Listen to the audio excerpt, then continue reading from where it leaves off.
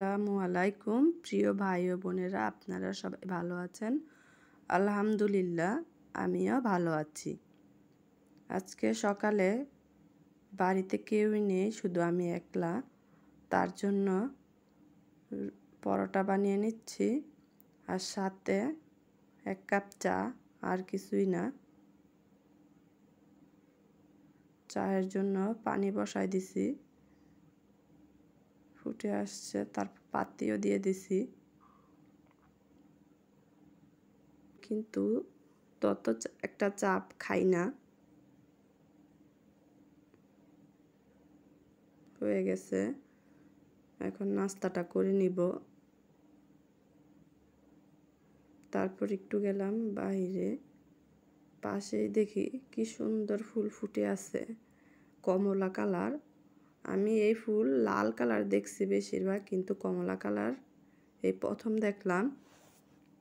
কি সুন্দর ফুলগুলি। আবার কিছু ফুল ছিঁড়ে নিয়ে আসছিলাম, দেখি যে মানুষ এই ফুল দিয়ে ব্যান্ড বানায় সামনে পরার জন্য, কিন্তু আমি পারলাম না। ফুলগুলো শুধু শুধু নষ্ট হইল। তারপরে দুপুরে রান্না করার জন্য জাল থেকে কিছু মাছ মেরে আনছে। এই যে কি বড়, আমাদের অঞ্চলে বলি হইলা পাতা মাছ। মূলা রান্না করবো, বাজার থেকে কিছু মূলা আনা হয়েছে। মূলাটা ভাপ দিয়ে নিতেছি, আর ওই মাছটা দিয়ে ঝোল রান্না করব। এই যে মাছটা কেটে নিচ্ছে, শুধু ওই একটা মাছ দিয়ে। মাছটা কিন্তু ভিডিওতে না বোঝা গেল, মাছটা মাশাআল্লাহ অনেক বড় ছিল। ওটা আমার কিছুদিন আগে করে রাখা হয়েছিল। এই যে আমি গরুগুলোকে পানি দিছিলাম, কি সুন্দর খাইতেছিল গরুগুলি। কিন্তু তারপরেই কিছুদিন পরে এই গরুগুলি একটা, এই যে বাছুরটা, এটা কিন্তু মা মেয়ে, এই ছোট্ট বাছুরটা পেট ফুলে মারা গেছে। তারপর গরুটাও বিক্রি করে দেওয়া হয়েছে।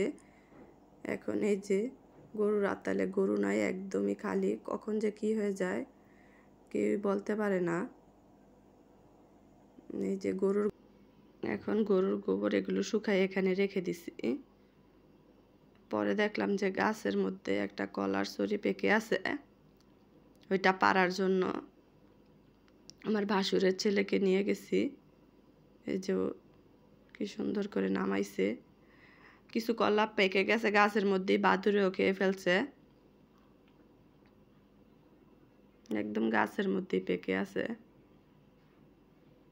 এই যে এগুলি সুপারি গাছের মধ্যে, এত সুন্দর সুপারি ধরে আছে, দেখতে আমার কাছে অনেক ভালো লাগলো।